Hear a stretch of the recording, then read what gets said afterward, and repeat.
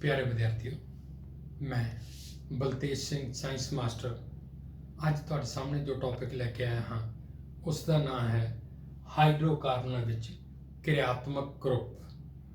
ਕਿਰਿਆਤਮਕ group ਨੂੰ ਆਪਾਂ ਅੰਗਰੇਜ਼ੀ ਦੇ ਵਿੱਚ ਰਿਐਕਟਿਵ ਗਰੁੱਪ ਵੀ ਕਹਿ ਦਿੰਦੇ ਹਾਂ। ਇਹ ਉਹ ਗਰੁੱਪ ਹੁੰਦੇ ਹਨ ਜਿਨ੍ਹਾਂ ਦੇ ਵਿੱਚ ਸਾਡੇ ਕੋਲ ਅਜਿਹੇ ਪਰਮਾਣੂ ਹੁੰਦੇ ਹਨ ਜਿਨ੍ਹਾਂ ਨੂੰ ਇੱਕ ਇਲੈਕਟ੍ਰੋਨ ਦੀ ਜ਼ਰੂਰਤ ਹੁੰਦੀ ਹੈ। ਵੈਸੇ ਤਾਂ ਕਾਰਬਨ ਅਤੇ ਹਾਈਡਰੋਜਨ ਆਪਸ ਦੇ ਵਿੱਚ ਇੱਕ ਇਲੈਕਟ੍ਰੋਨ ਸਾਂਝਾ ਕਰਕੇ ਸਹਿਸੰਯੋਜੀ ਬੰਧਨ ਬਣਾਉਂਦੀ ਹੈ ਤੇ ਕਾਰਬਨ ਨਾਲ ਵੀ ਸਹਿਸੰਯੋਜੀ ਬੰਧਨ ਬਣਾਉਂਦੀ ਹੈ, ਪਰੰਤੂ ਕਾਰਬਨ ਅਤੇ ਹਾਈਡਰੋਜਨ ਤੋਂ ਇਲਾਵਾ ਹੋਰ ਵੀ ਪਰਮਾਣੂ ਐਸੇ ਹੁੰਦੇ ਹਨ ਜਿੱਥੇ ਇੱਕ ਇਲੈਕਟ੍ਰੋਨ ਸਾਂਝਾ ਕੀਤਾ ਜਾ ਸਕਦਾ ਹੈ। ਅੱਜ ਆਪਾਂ ਅਜਿਹੇ ਹੀ ਗਰੁੱਪਾਂ ਦੀ ਗੱਲ ਕਰਾਂਗੇ। ਸਭ ਤੋਂ ਪਹਿਲਾਂ ਜੋ ਗਰੁੱਪ ਆਉਂਦਾ ਹੈ ਉਹ ਹੈ ਹੈਲੋਜਨ ਗਰੁੱਪ।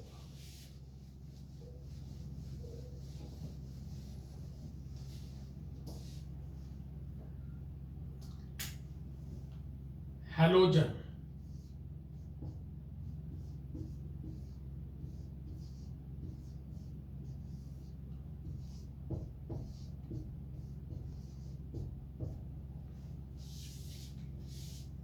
ਹੈਲੋਜਨ ਗਰੁੱਪ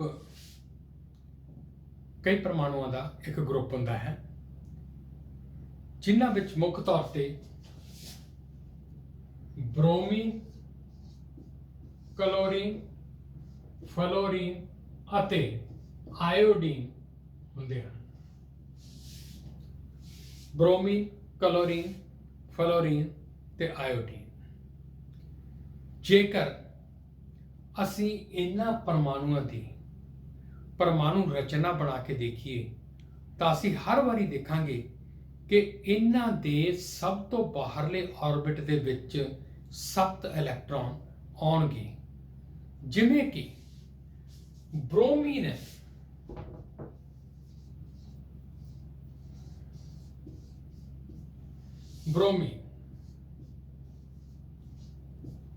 ਇਸ ਦਾ ਪਰਮਾਣੂ ਕ੍ਰਮਾਂਕ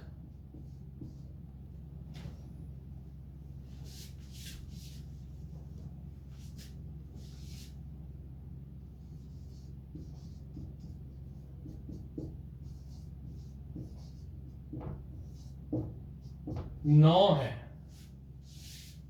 ਜੇਕਰ ਇਸ ਦਾ ਪਰਮਾਣੂ ਕ੍ਰਮਾਂਕ 9 ਹੈ ਤਾਂ ਇਸ ਕੋਲ ਇਲੈਕਟ੍ਰੋਨ ਵੀ 9 ਹੀ ਹੋਣਗੇ।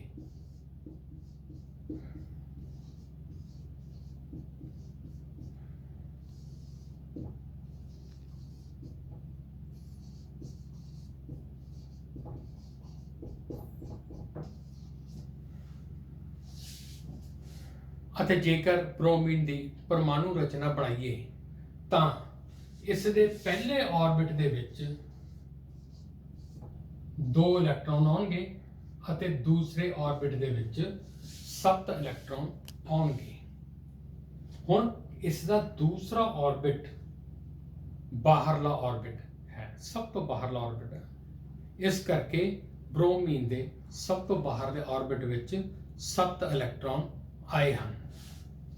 ਇਸੇ ਤਰ੍ਹਾਂ ਹੀ ਅਸੀਂ ਕਲੋਰੀਨ ਲੈ ਲਈਏ।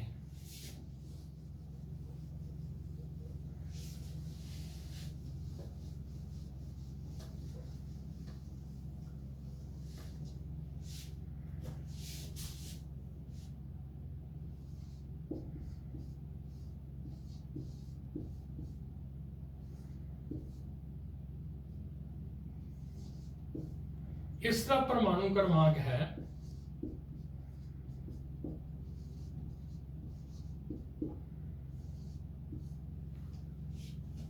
17। अगर इस दी परमाणु रचना बनाइए तो वो बनेगी पहले ऑर्बिट 2, दूसरे 8, तीसरे 7। तो क्लोरीन दे भी सब तो बाहरले ऑर्बिट विच 7 इलैक्ट्रॉन ही होंगे, क्योंकि ब्रोमीन, क्लोरीन, फ्लोरीन, आयोडीन आवर्ती सारणी दे एक ही ग्रुप विच हुंदे हन। इस करके इन्हां सारियां दे ਸਭ ਤੋਂ ਬਾਹਰਲੇ ਆਰਬਿਟ ਦੇ ਵਿੱਚ 7 ਇਲੈਕਟ੍ਰੋਨ ਹੀ ਹੋਣਗੇ। ਜਾਨੀ ਕਿ ਫਲੋਰੀਨ ਦੇ ਅਤੇ ਆਇਓਡੀਨ ਦੇ ਸਭ ਤੋਂ ਬਾਹਰਲੇ ਆਰਬਿਟ ਵਿੱਚ 7 ਇਲੈਕਟ੍ਰੋਨ ਹੋਣਗੇ। ਇਸ ਤੋਂ ਇਸ ਗੱਲ ਦਾ ਪਤਾ ਚੱਲਦਾ ਹੈ ਕਿ ਇਹਨਾਂ ਦੀ ਪਰਮਾਣੂ ਰਚਨਾ ਸਥਿਰ ਰਚਨਾ ਨਹੀਂ ਹੈ। ਇਹਨਾਂ ਨੂੰ ਆਪਦੀ ਪਰਮਾਣੂ ਰਚਨਾ ਸਥਿਰ ਬਣਾਉਣ ਲਈ ਇੱਕ ਇਲੈਕਟ੍ਰੋਨ ਦੀ ਜ਼ਰੂਰਤ ਹੈ। ਉਹ ਇਲੈਕਟ੍ਰੋਨ ਚਾਹੇ ਤਾਂ ਕਿਸੇ ਹੋਰ ਪਰਮਾਣੂ ਤੋਂ ਸਿੱਧਾ ਪ੍ਰਾਪਤ ਹੋ ਜਾਵੇ ਅਤੇ ਇਹ ਆਇਨ ਬਣ ਜਾਣ, ਜਾਂ ਇਹ ਇੱਕ ਇਲੈਕਟ੍ਰੋਨ ਕਿਸੇ ਨਾਲ ਸਾਂਝਾ ਕਰ ਲੈਣ ਤਾਂ ਇਹਨਾਂ ਦੇ 8 ਇਲੈਕਟ੍ਰੋਨ ਪੂਰੇ ਹੋ ਜਾਣਗੇ ਅਤੇ ਇਹਨਾਂ ਦੀ ਰਚਨਾ ਸਥਿਰ ਬਣ ਜਾਵੇਗੀ। ਹੁਣ ਆਪਾਂ ਦੇਖੀਏ ਕਿ ਮੰਨ ਲਓ ਸਾਡੇ ਕੋਲੇ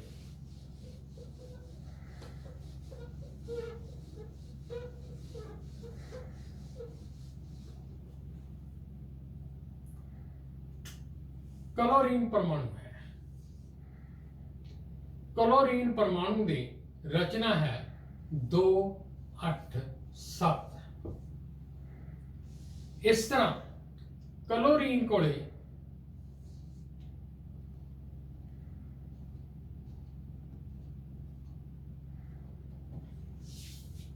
ਇਹ ਉਸ ਦੇ ਉਹ 7 ਇਲੈਕਟ੍ਰੋਨ 7 ਬਿੰਦੀਆਂ ਨਾਲ ਦਰਸਾਏ ਗਏ ਹਨ ਜੋ ਕਿ ਸਭ ਤੋਂ ਬਾਹਰਲੇ ਆਰਬਿਟ ਵਿੱਚ ਹਨ, ਅਤੇ ਦੂਸਰੇ ਪਾਸੇ ਸਾਡੇ ਕੋਲੇ ਇੱਕ ਆ ਹਾਈਡਰੋਕਾਰਬਨ ਹੈ।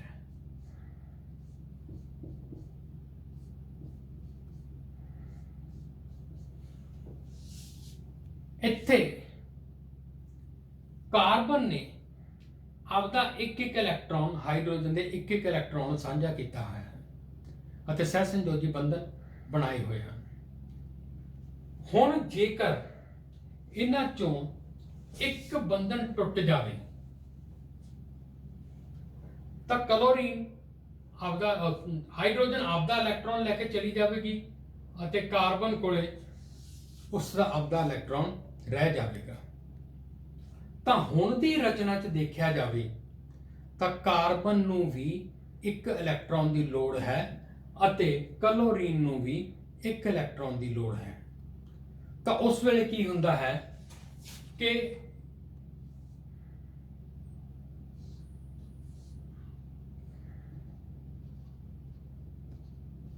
ਕਲੋਰੀਨ ਅਤੇ ਕਾਰਬਨ ਆਪਦਾ ਇੱਕ ਇਲੈਕਟ੍ਰੋਨ ਸਾਂਝਾ ਕਰ ਲੈਂਦੇ ਹਨ ਅਤੇ ਆਪਸ 'ਚ ਸਹਿਸੰਯੋਜੀ ਬੰਧਨ ਬਣਾ ਲੈਂਦੇ ਹਨ।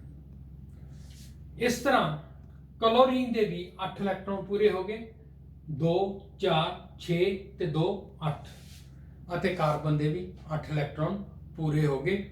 ਇਸ ਤਰ੍ਹਾਂ ਕਾਰਬਨ ਅਤੇ ਕਲੋਰੀਨ ਦੋਨਾਂ ਦੀ ਪਰਮਾਣੂ ਰਚਨਾ ਸਥਿਰ ਬਣ ਗਈ ਅਤੇ ਇਸ ਤਰ੍ਹਾਂ ਸਾਡੇ ਕੋਲੇ ਇੱਕ ਯੌਗਿਕ ਪ੍ਰਾਪਤ ਹੋ ਗਿਆ।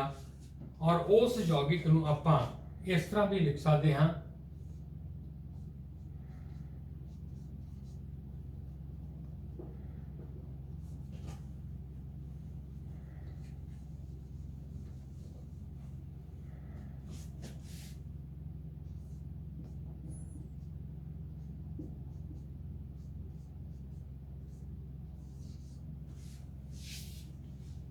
ਜਾਂ ਜੇ ਚਾਹੀਏ ਤਾਂ ਆਪਾਂ ਇਸ ਤਰ੍ਹਾਂ ਵੀ ਲਿਖ ਸਕਦੇ ਹਾਂ।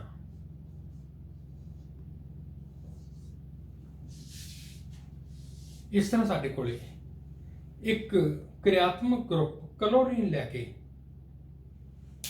ਕਾਰਬਨ ਨਾਲ ਸਹਿਸੰਯੋਜੀ ਬੰਧਨ ਬਣਾਇਆ ਗਿਆ ਅਤੇ ਸਾਨੂੰ ਇੱਕ ਯੌਗਿਕ ਪ੍ਰਾਪਤ ਹੋ ਗਿਆ। ਲੇਕਿਨ ਇਸ ਯੌਗਿਕ ਦਾ ਨਾਮ ਕੀ ਹੋਵੇਗਾ? ਨਾਮ ਰੱਖਣ ਵੇਲੇ ਅਸੀਂ ਕਾਰਬਨ ਪਰਮਾਣੂਆਂ ਦੀ ਸੰਖਿਆ ਜ਼ਰੂਰ ਦੇਖਦੇ ਹਾਂ, ਕਿਉਂਕਿ ਹਾਈਡਰੋਕਾਰਬਨਾਂ ਦੇ 9 ਕਾਰਬਨ ਪਰਮਾਣੂਆਂ ਦੀ ਸੰਖਿਆ ਤੇ ਆਧਾਰਿਤ ਹੁੰਦੇ ਹਨ। ਹੁਣ ਦੇਖਿਆ ਜਾਵੇ ਤਾਂ ਇਸ ਦੇ ਵਿੱਚ ਇੱਕ ਕਾਰਬਨ ਪਰਮਾਣੂ ਹੈ, ਇਸ ਲਈ ਇਸ ਦਾ ਨਾਮ ਮੀਥ ਨਾਲ ਸ਼ੁਰੂ ਹੋਵੇਗਾ। ਹੁਣ ਸਾਡੇ ਕੋਲ ਦੇਖੀਏ ਤਾਂ ਕਾਰਬਨ ਦਾ ਇੱਕੋ ਹੀ ਪਰਮਾਣੂ ਹੈ ਅਤੇ ਇਹ ਅਲਕੇਨ ਹੋਇਆ, ਜਿਸ ਕਰਕੇ ਇਸ ਦਾ ਨਾਮ ਮੀਥੇਨ ਹੋਵੇਗਾ। ਪਰ ਇਸ ਦੇ ਕੋਲੇ 4 ਹਾਈਡਰੋਜਨ ਨਹੀਂ ਹਨ, ਇਸ ਕਰਕੇ ਇਸ ਦਾ ਨਾਮ ਮੀਥੇਨ ਨਹੀਂ ਲਿਖਿਆ ਜਾ ਸਕਦਾ।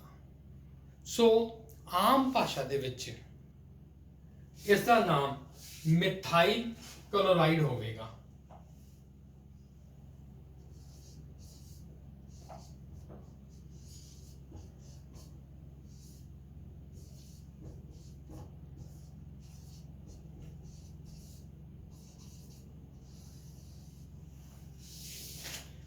परंतु अजकल हाइड्रोकार्बਨਾਂ ਦੇ ਨਾਂ ਲੈਣ ਦੇ ਲਈ ਪੂਰੀ ਦੁਨੀਆ ਦੇ ਵਿੱਚ ਇੱਕ ਨਵਾਂ ਸਿਸਟਮ ਚੱਲ ਰਿਹਾ ਹੈ, ਜਿਸ ਨੂੰ IUPAC ਸਿਸਟਮ ਕਿਹਾ ਜਾਂਦਾ ਹੈ। IUPAC ਸਿਸਟਮ ਦੇ ਹਿਸਾਬ ਨਾਲ ਜੋ ਹਾਈਡਰੋਕਾਰਬਨ ਗਰੁੱਪ ਹੁੰਦਾ ਹੈ, क्रियात्मक ग्रुप तो अलग जो हाइड्रोकार्बन है, उसका नाम पूरा आना चाहिए है। सो इसलिए इस यौगिक का IUPAC सिस्टम के हिसाब नाल जो नाम बनता है वो बनता है क्लोरो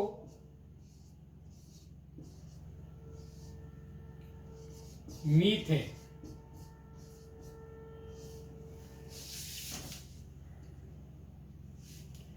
क्लोरोमीथेन, जे क्लोरीन की जगह ते ब्रोमीन हुंदी आपां ब्रोमोमीथेन कह दिंदे, फ्लोरीन हुंदी फ्लोरोमीथेन कह दिंदे, जे आयोडीन हुंदी तां आयोडोमीथेन कह दिंदे। इस तरह ये कार्बन एक परमाणु तो ज़्यादा परमाणुओं नाल भी इस तरह क्रिया कर सकता है, अते उस तरह कार्बन परमाणुओं की संख्या के आधार पर असीं हाइड्रोकार्बन का नाम ਇੱਥੇ ਲਿਖ ਸਕਦੇ ਹਾਂ। ਇਸ ਗਰੁੱਪ ਤੋਂ ਬਾਅਦ ਸਾਡੇ ਕੋਲੇ ਹੋਰ ਕਿਰਿਆਤਮਕ ਗਰੁੱਪ ਵੀ ਆਉਂਦੇ ਹਨ।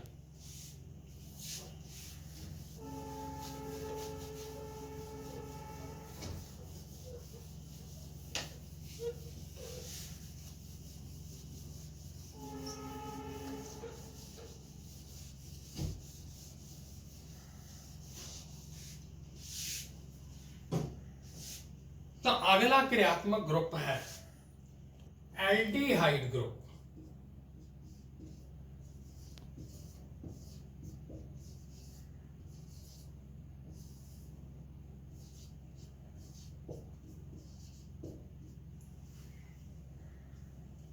इस ग्रुप का नाम है एल्डिहाइड ग्रुप, परंतु इसका जो सूत्र है वो है CHO।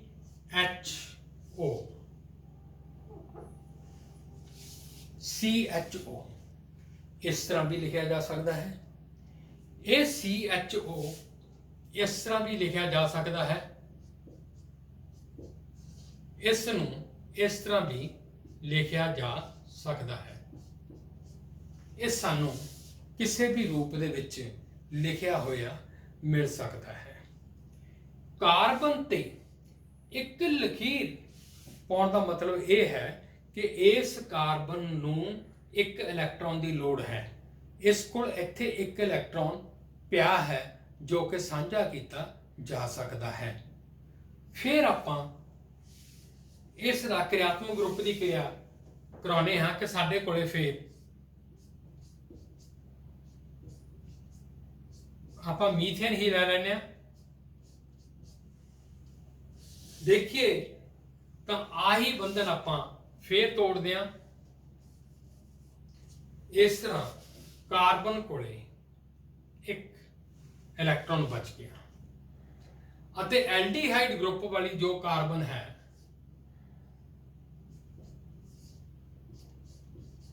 उस कोल भी उन्होंने भी एक इलैक्ट्रॉन की लोड़ है, पर दोने कार्बन आपदा एक एक इलैक्ट्रॉन साझा करदियां हन, अते इस तरह वो आपस दे विच अकहरा सह संयोजी बंधन बना लेंदियां हन। ये साडे कोले एक पूरा यौगिक तैयार हो गया। ਹੁਣ ਇਸ ਯੌਗਿਕ ਦਾ ਨਾਮ ਆਪਾਂ ਕਿਵੇਂ ਲਿਖਾਂਗੇ? ਜਿਵੇਂ ਕਿ ਮੈਂ ਪਹਿਲਾਂ ਹੀ ਦੱਸ ਚੁੱਕਿਆ ਹਾਂ ਕਿ ਹਾਈਡਰੋਕਾਰਬਨਾਂ ਦੇ ਵਿੱਚ ਕਾਰਬਨ ਪਰਮਾਣੂਆਂ ਦੀ ਸੰਖਿਆ ਦੇ ਆਧਾਰ ਤੇ ਨਾਂ ਰੱਖਿਆ ਜਾਂਦਾ ਹੈ। ਹੁਣ ਅਸੀਂ ਪੂਰੇ ਯੌਗਿਕ ਦੇ ਵਿੱਚ ਦੇਖਾਂਗੇ ਕਿ ਕੁੱਲ ਕਿੰਨੇ ਕਾਰਬਨ ਦੇ ਪਰਮਾਣੂ ਹਨ। ਤਾਂ ਦੇਖੀਏ ਤਾਂ ਸਾਡੇ ਕੋਲੇ ਇੱਕ ਕਾਰਬਨ ਆ ਹੈ, ਇੱਕ ਕਾਰਬਨ ਆ ਹੈ, ਸਾਡੇ ਕੋਲ ਦੋ ਕਾਰਬਨ ਹਨ। ਤਾਂ ਇਸ ਦਾ ਨਾਮ ਈਥ ਨਾਲ ਸ਼ੁਰੂ ਹੋਵੇਗਾ, ਕਿਉਂਕਿ ਕਾਰਬਨ ਤੇ ਕਾਰਬਨ ਦੇ ਵਿਚਕਾਰ ਅਕਹਿਰਾ ਸਹਿ ਸੰਯੋਜੀ ਬੰਧਨ ਹੈ। ਤਾਂ ਇਹ ਯੌਗਿਕ ਐਲਕੇਨ ਜਾਤੀ ਨਾਲ ਸੰਬੰਧਿਤ ਹੋਇਆ, ਇਸ ਕਰਕੇ ਇਸ ਦਾ ਨਾਮ ਈਥੇਨ ਲਿਖਿਆ ਜਾਵੇਗਾ। ਹੁਣ ਕਿਰਿਆਤਮਕ ਗਰੁੱਪ ਸਾਡੇ ਕੋਲ ਜੋ ਲੱਗਿਆ ਹੋਇਆ ਹੈ ਉਹ ਐਲਡੀਹਾਈਡ ਗਰੁੱਪ ਯਾਨੀ ਕਿ CHO ਗਰੁੱਪ ਲੱਗਿਆ ਹੋਇਆ ਹੈ। ਜਿੱਥੇ ਵੀ ਕਿਸੇ ਯੌਗਿਕ ਦੇ ਵਿੱਚ ਹਾਈਡਰੋਕਾਰਬਨਾਂ ਵਾਲੇ ਯੌਗਿਕ ਦੇ ਵਿੱਚ ਜਿੱਥੇ ਕਿਤੇ ਵੀ CHO ਗਰੁੱਪ ਐਲਡੀਹਾਈਡ ਗਰੁੱਪ ਲੱਗਿਆ ਹੋਵੇ ਤਾਂ ਉਸ ਦੇ ਹਾਈਡਰੋਕਾਰਬਨ ਦੇ ਨਾਂ ਦੇ ਮਗਰ ਲੱਲਾ ਪਾ ਦੇਣਾ ਹੈ। ਇਸ ਤਰ੍ਹਾਂ ਇਸ ਦਾ ਨਾਮ ਬਣ ਗਿਆ ਈਥੇਨਲ। ਸਾਡੇ ਕੋਲ ਪ੍ਰੋਪੇਨਲ ਆ ਜਾਏਗਾ, ਬਿਊਟੇਨਲ ਆ ਜਾਏਗਾ, ਪੈਂਟੇਨਲ ਆ ਜਾਏਗਾ, ਹੈਕਸੇਨਲ ਆ ਜਾਏਗਾ। ਮਤਲਬ ਕਿ ਜੋ ਹਾਈਡਰੋਕਾਰਬਨ ਯੌਗਿਕ ਬਣਦਾ ਹੈ ਉਸ ਦਾ ਨਾਮ ਲਿਖ ਕੇ ਮਗਰ ਸਿਰਫ ਅਸੀਂ ਲੱਲਾ ਲਿਖ ਦੇਣਾ ਹੈ, ਯਾਨੀ ਕਿ ਈਥੇਨਲ ਬਣ ਗਿਆ। ਹਾਂ, ਇਸ ਦੇ ਵਿੱਚ ਮੀਥੇਨਲ ਵੀ ਸਾਨੂੰ ਮਿਲ ਜਾਂਦਾ ਹੈ, ਕਿਉਂਕਿ ਹਾਈਡਰੋਜਨ ਕੋਲੇ ਇੱਕ ਹੀ ਇਲੈਕਟ੍ਰੋਨ ਹੁੰਦਾ ਹੈ ਔਰ ਇਸ ਨੂੰ ਵੀ ਇੱਕ ਇਲੈਕਟ੍ਰੋਨ ਦੀ ਲੋੜ ਹੈ, ਅਤੇ ਜੋ ਸਾਡਾ ਐਲਡੀਹਾਈਡ ਗਰੁੱਪ ਹੈ ਉਸ ਨੂੰ ਵੀ ਇੱਕ ਇਲੈਕਟ੍ਰੋਨ ਦੀ ਲੋੜ ਹੁੰਦੀ ਹੈ। ਇਸ ਤਰ੍ਹਾਂ ਇਹ ਦੋਨੇ ਹਾਈਡਰੋਜਨ ਦਾ ਇਲੈਕਟ੍ਰੋਨ ਅਤੇ ਕਾਰਬਨ ਦਾ ਇਲੈਕਟ੍ਰੋਨ ਸਾਂਝੇ ਹੋ ਜਾਂਦੇ ਹਨ। ਹੁਣ ਦੇਖਿਆ ਜਾਵੇ ਤਾਂ ਪੂਰੇ ਯੌਗਿਕ ਦੇ ਵਿੱਚ ਇੱਕ ਕਾਰਬਨ ਪਰਮਾਣੂ ਹੈ, ਤਾਂ ਇਸ ਦਾ ਨਾਮ ਮੀਥੇਨ ਨਾਲ ਸ਼ੁਰੂ ਹੋਇਆ, ਕਿਉਂਕਿ ਜੋ ਕਿਰਿਆਤਮਕ ਗਰੁੱਪ ਨਾਲ ਲੱਗਿਆ ਹੋਇਆ ਹੈ ਉਹ ਐਲਡੀਹਾਈਡ ਗਰੁੱਪ ਹੈ। ਤਾਂ ਪਿੱਛੇ ਅਸੀਂ ਲੱਲਾ ਲਿਖ ਦਿਆਂਗੇ, ਯਾਨੀ ਕਿ ਮੀਥੇਨਲ। ਇਸ ਤਰ੍ਹਾਂ ਅਸੀਂ ਐਲਡੀਹਾਈਡ ਗਰੁੱਪ ਦੇ ਯੌਗਿਕਾਂ ਦੇ ਨਾਮ ਲਿਖ ਸਕਦੇ ਹਾਂ। ਇੰਨਾ ਖਿਆਲ ਰੱਖਿਆ ਜਾਵੇ ਕਿ ਜਦੋਂ ਅਸੀਂ ਇਹ ਕਿਰਿਆਤਮਕ ਗਰੁੱਪ ਨਾਲ ਲਾਉਂਦੇ ਹਾਂ ਤਾਂ ਜੇਕਰ ਕਿਸੇ ਕਿਰਿਆਤਮਕ ਗਰੁੱਪ ਦੇ ਵਿੱਚ ਕਾਰਬਨ ਪਰਮਾਣੂ ਹੈ ਤਾਂ ਉਹ ਕਾਰਬਨ ਪਰਮਾਣੂ ਵੀ ਨਾਮ ਲਿਖਣ ਦੇ ਵਿੱਚ ਗਿਣਿਆ ਜਾਊਗਾ। ਇਸ ਤੋਂ ਬਾਅਦ ਸਾਡਾ ਇੱਕ ਅਗਲਾ ਗਰੁੱਪ ਆਉਂਦਾ ਹੈ, ਉਹ ਹੈ ਅਲਕੋਹਲ ਗਰੁੱਪ।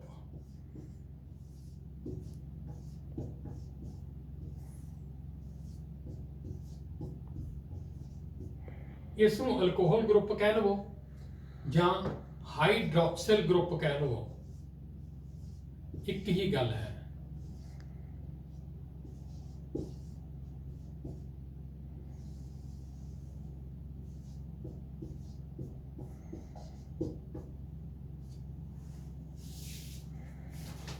ਇਸ ਗਰੁੱਪ ਦੇ ਵਿੱਚ ਜੋ ਕਿਰਿਆਤਮਕ ਗਰੁੱਪ ਲੱਗਦਾ ਹੈ ਉਹ ਹੈ OH। ਇਸ ਗੱਲ ਦਾ ਖਿਆਲ ਰੱਖਿਆ ਜਾਵੇ ਕਿ O ਹਮੇਸ਼ਾ H ਤੋਂ ਪਹਿਲਾਂ ਆਵੇਗੀ। ਇੱਕ ਲਕੀਰ O ਦੇ ਨਾਲ ਲੱਗਣ ਦਾ ਮਤਲਬ ਇਹ ਹੈ ਕਿ ਆਕਸੀਜਨ ਕੋਲੇ ਇੱਕ ਇਲੈਕਟ੍ਰੋਨ ਐਸਾ ਪਿਆ ਹੈ ਜਿਹੜਾ ਕਿ ਕਿਸੇ ਦੇ ਨਾਲ ਸਾਂਝਾ ਕੀਤਾ ਜਾ ਸਕਦਾ ਹੈ। ਸੋ ਹੁਣ ਆਪਾਂ ਇਸ ਤਰ੍ਹਾਂ ਕਰਦੇ ਹਾਂ ਕਿ ਦੋ ਕਾਰਬਨਾਂ ਵਾਲਾ ਯੌਗਿਕ ਲੈ ਲੈਂਦੇ ਹਾਂ।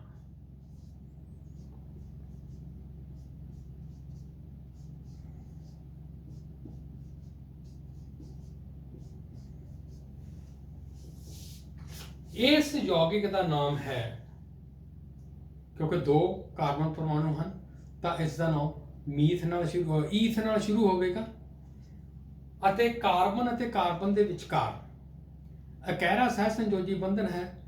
ਸੋ ਇਹ ਐਲਕੇਨ ਸਮਜਾਤੀ ਲੜੀ ਚੋਂ ਹੈ, ਸੋ ਇਸ ਦਾ ਨਾਮ ਬਣੇਗਾ ਈਥੇਨ। ਹੁਣ ਇਸ ਤਰ੍ਹਾਂ ਮੰਨ ਲਓ ਆਹ ਬੰਧਨ ਟੁੱਟ ਗਿਆ ਤਾਂ ਕਾਰਬਨ ਕੋਲੇ ਇੱਕ ਇਲੈਕਟ੍ਰੋਨ ਅਜਿਹਾ ਬਚ ਗਿਆ ਜੋ ਕਿਸੇ ਨਾਲ ਸਾਂਝਾ ਕੀਤਾ ਜਾ ਸਕਦਾ ਹੈ। ਅਤੇ ਸਾਡੇ ਕੋਲੇ ਇੱਕ ਆ ਗਰੁੱਪ ਹੈ OH, यानी कि हाइड्रोक्सिल ग्रुप। इस कोल भी एक इलैक्ट्रॉन ऐसा है जिहड़ा कि साझा किया जा सकता है। इस तरह करन नाल कार्बन अते ऑक्सीजन आपदा एक एक इलैक्ट्रॉन आपस च साझा करके एक सह संयोजी बंधन बनाउणगे अते साडे कोले पूरा यौगिक बन जाएगा। तो ਉਹ यौगिक जिस दे विच OH एक क्रियात्मक ग्रुप के तौर पर लग्या होवे तां उस यौगिक नूं आपां पहला तां हाइड्रोकार्बन का नाम लिखांगे ईथेन। हुण असीं देखना है क्रियात्मक ग्रुप, क्योंकि क्रियात्मक ग्रुप OH है, अल्कोहल वाला है, सो इसका नाम होवेगा इथेनोल। एल्डिहाइड दे विच पिछे कल्ला अल लगदा सी, इहदे विच हाइड्रोकार्बन दे पूरे नाम दे पिछे असीं ओल लगावांगे। इस तरह प्रोपेनोल, ब्यूटेनोल, पेंटेनोल, मीथेनोल साडे कोल सानूं प्राप्त हो सकते हैं। हुण असीं इस तो अगला ग्रुप लवांगे।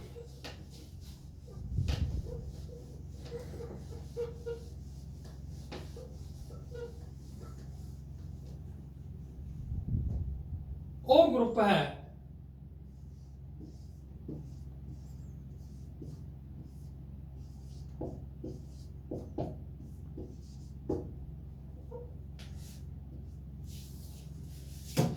Ketone group.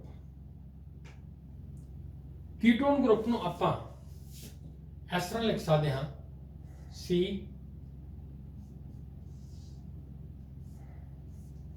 ये इस तरह भी लिखा जा सकता है। आ दो लकीरां ये दर्शाउंदियां हन कि इस कार्बन दे कोले दो इलैक्ट्रॉन अजिहे हन जो किसी नाल सांझे कीते जा सकते हैं। इस ग्रुप नूं असीं इस तरह भी लिख सकते हाँ आ तरीके नाल, या इस ग्रुप नूं इस तरह भी लिखा जा सकता है आ तरीके नाल, या ऑक्सीजन थल्ले वाल नूं भी लगाई जा सकती है।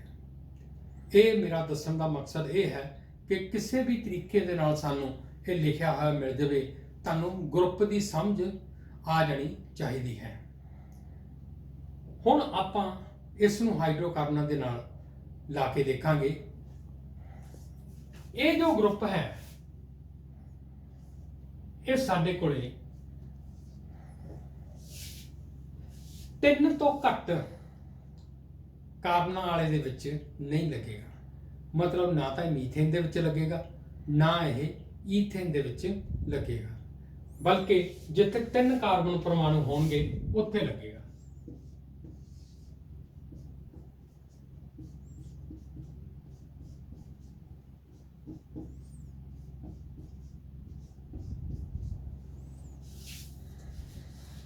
देखा जाए कि ये जो ग्रुप है कीटोन ग्रुप 3 कार्बन के विचकार लगे है। एक होर है कि असीं कदे भी इस ग्रुप नूं बिल्कुल सिरे वाले पोजीशन ते नहीं लगा सकते। जब भी लगाया जाएगा विचाले लगाया जाएगा, क्योंकि कारण ये है कि अगर इस ग्रुप दे नाल इस तरह साडे कोले है, एक पासे सानू हाइड्रोजन लानी पैगी तां यह कीटोन ग्रुप नहीं रहेगा, बल्कि एल्डिहाइड ग्रुप बन जाएगा। सो जदों भी कदे ये ग्रुप वाला यौगिक सानू मिले तो इस गल का ध्यान रख लेना चाहिए है कि इस कार्बन के किसी पासे भी हाइड्रोजन नहीं लगी होनी चाहिए। हुण आपां देखिए कि साडे कोले ये 3 कार्बन परमाणु हैं, तो 3 कार्बन परमाणु वालियां दा नाम हमेशा प्रोप नाल शुरू होता है। अगली चीज कि हरेक कार्बन के विचाले अकहरा सहसंयोजी बंधन है। ਜਿਸ ਤੋਂ ਇਹ ਪਤਾ ਲੱਗਦਾ ਹੈ ਕਿ ਇਹ ਐਲਕੇਨ ਸਮਜਾਤੀ ਲੜੀ ਵਿੱਚੋਂ ਹੈ, ਤਾਂ ਇਹ ਪ੍ਰੋਪੇਨ ਲਿਖਿਆ ਜਾਵੇਗਾ। ਹੁਣ ਕਿਰਿਆਤਮਕ ਗਰੁੱਪ ਕੀਟੋਨ ਲੱਗਿਆ ਹੋਇਆ ਹੈ, ਸੋ ਇਸ ਯੌਗਿਕ ਦਾ ਪੂਰਾ ਨਾਮ ਹੋਵੇਗਾ ਪ੍ਰੋਪੇਨੋਨ। मतलब कि हाइड्रोकार्बन के नाम के पिछे ओन लग जाना है। इस तो अगला क्रियात्मक ग्रुप है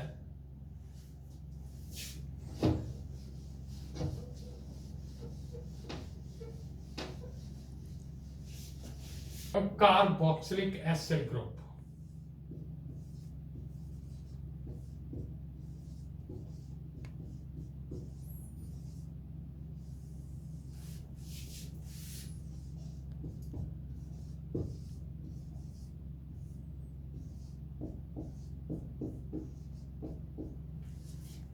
इसका सूत्र है COOH। इसनों इस तरह भी लिखा जा सकता है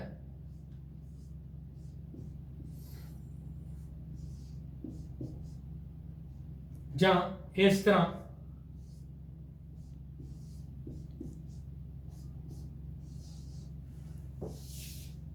कार्बन के नाल लगी एक लकीर दर्शाती है कि कार्बन कोले एक इलैक्ट्रॉन अजिहा है जिहड़ा कि हजे किसी नाल साझा किया जाना है। तो असी हुण ये देखांगे कि किसी नाल कार्बन नाल इलैक्ट्रॉन साझा करन तो बाद साडे कोले यौगिक किवें तैयार हुंदा है। सो फिर आपां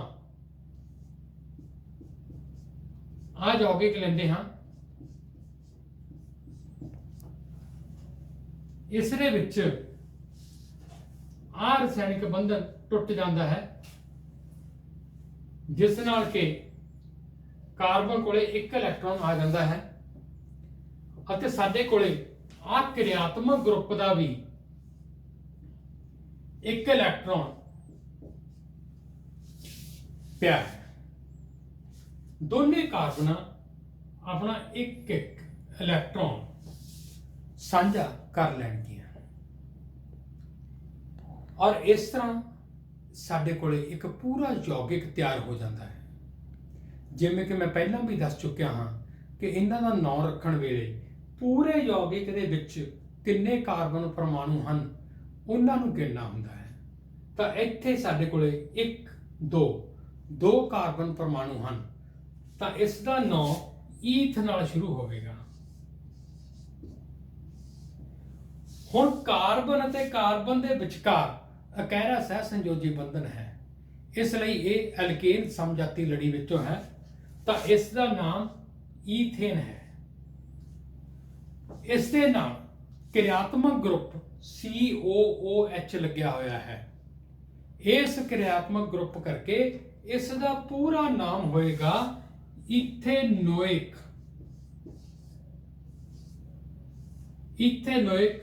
एसिड।